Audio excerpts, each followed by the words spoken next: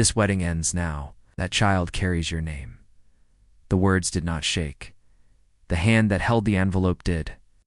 And in the middle of crystal lights and white roses, a billionaire felt his perfect life crack in half. This wedding ends now. That child carries your name. The sentence cut through the grand ballroom like a blade through silk. Conversations died mid-breath. The string quartet slowed into silence. At the altar, Daniel Hayes, billionaire investor and decorated former Army captain, stood frozen with his hand inches from his bride's. Across the marble floor, a waitress, in a plain black uniform, stood with an envelope pressed to her chest. Her name was Mara Bennett. A thin scar traced along her jaw, pale against her warm skin. Her shoulders were straight despite the way several guests stared at her as if she had no right to speak. Daniel's bride, Victoria Langford, felt the blood drain from her face. Her wedding gown shimmered under gold chandeliers, every detail planned months in advance. This day was meant to unite two powerful families, two empires of wealth. It was not meant to be interrupted by a server from the catering staff, but Mara did not look away. Daniel stepped down from the altar slowly. The polished floor reflected his black shoes, his steady posture, the metals pinned discreetly inside.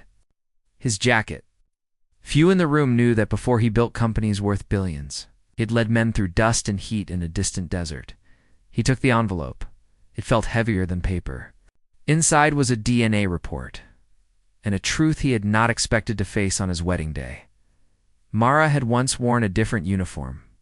Years earlier, she had served as a combat nurse. She had worked beside Daniel in a field hospital where the air smelled of antiseptic and sand, where helicopters arrived at night carrying wounded soldiers whose names she still remembered. She had stitched skin under dim lights. She had pressed her hands against bleeding wounds while whispering calm words into shaking ears. She had watched brave men take their final breath, promising them that they were not alone. One of those nights, after a long shift filled with loss, Daniel had sat outside the medical tent, staring at the dark horizon. Mara had joined him, had shared water from the same bottle, had spoken about fear, about duty, about how fragile life can feel when you see it break. There had been no wealth then, no cameras, no expectations, just two tired souls finding comfort in each other. When they returned home months later, life pulled them apart. Daniel was welcomed into boardrooms and business deals funded by his family name. Mara returned to a small apartment and long hospital shifts. Carrying memories that woke her at night, she discovered she was pregnant shortly after Daniel left for an overseas conference. She tried to reach him, but his world had grown louder and harder to enter. Assistants answered his calls. Meetings filled his days. She told herself she would manage alone. Her son Caleb was born on a quiet spring morning. His first cry was soft but strong. He had Daniel's dark eyes and a small birthmark shaped like a star near his collarbone. Mara never asked for money. She never went to the press. She worked double shifts, balancing her son on her hip. While studying medical charts, she believed a child deserved truth, even if that truth was hard. Months later, when she saw Daniel's engagement announced on a hospital television, something inside her tightened.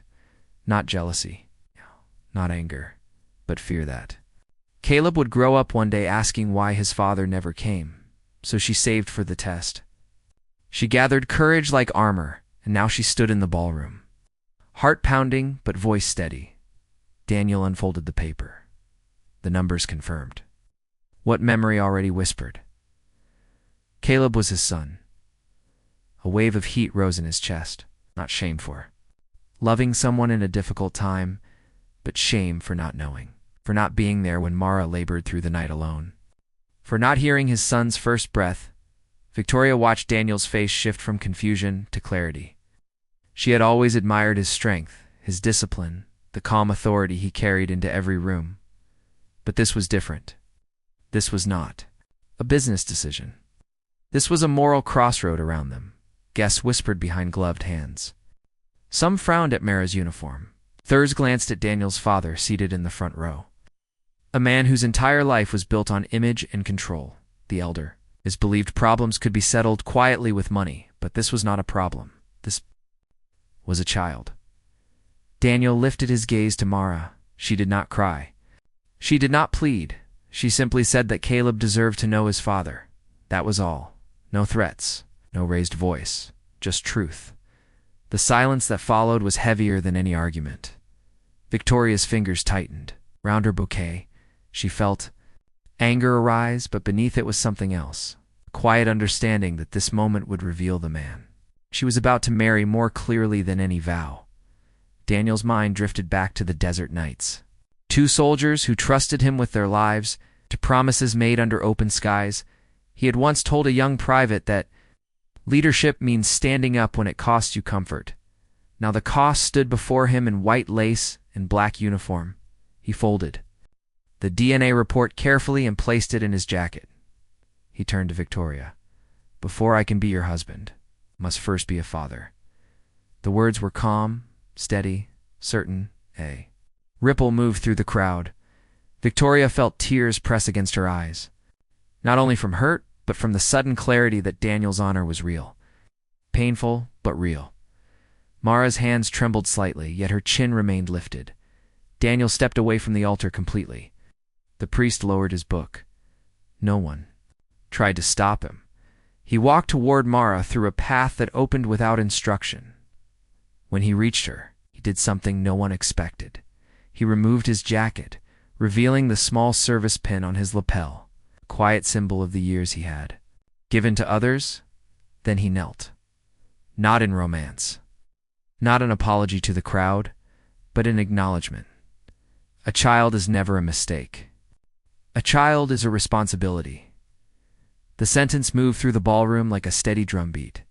He looked up at Mara and said that silence can protect pride, but it cannot protect a child's future. His voice did not shake. Victoria watched from the altar. In that moment, she realized she could marry a wealthy man, or she could respect an honorable one. She slowly lowered her bouquet and stepped back. There would be pain later. There would be difficult conversations, but she would not stand in the way of a father. Choosing his son, Daniel asked where Caleb was. Mara told him he was with her sister.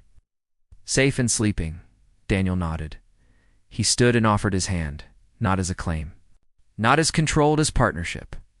Mara hesitated only a breath before taking it. The crowd did not cheer at first. They were too stunned, too aware that they had just witnessed something rare.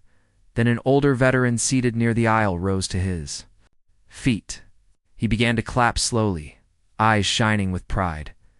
Others followed, not for drama, for dignity. Daniel turned toward his father. His expression was tight with concern for headlines and stock prices. But even he could not deny the power of what had happened. The wedding ended that day, but something greater began. Later that evening, Daniel entered Mara's small apartment. The air smelled of baby soap and fresh laundry. Toys rested in a neat basket by the couch. Mara placed Caleb gently into his arms. For the first time, Daniel felt the weight of his son against his chest. Caleb blinked up at him, tiny fingers curling around his thumb in that simple grip. The noise of wealth and expectation faded. This is what real strength feels like, he thought. Mara watched quietly from across the room. Ow! She had not come to destroy a wedding. She had come to protect her child's right to truth. Over the following weeks, the story spread, not as scandal, but as a lesson. Billionaire pauses wedding to honor fatherhood. Public response surprised even Daniel's advisors. People respected courage more than perfection. Daniel arranged private meetings with Victoria and her family. There were apologies, honest conversations, respectful parting. Victoria chose her own path, one built on integrity rather than bitterness. Months later, in a small garden behind Mara's apartment building, Daniel sat on a wooden bench with Caleb in his lap. Mara stood beside them, sunlight warming her face. There were no grand decorations, no press, just a father learning to hold a bottle without spilling. A mother watching carefully but allowing space. Daniel spoke softly, words meant for his son. but strong enough to echo beyond that garden. A man is not measured by how high he stands, but by who he kneels for.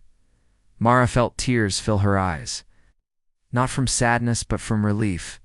The crowd at the original wedding had witnessed a power shift. But this quiet afternoon felt even greater, because true honor does not shout, it chooses in time. Daniel and Mara built something steady, not rushed, not forced. Trust rebuilt like careful bricks placed one by one. Caleb grew surrounded by love from both parents, and whenever Daniel passed the Grand Hotel ballroom where his wedding had once been planned, he did not feel regret. He felt gratitude, because that interruption had given him something far more valuable than a flawless ceremony. It gave him the chance to become the man he once promised to be. Honor is proven when truth costs you comfort. Silence is powerful, but courage is louder when it matters. And a child's future is worth more than any public image.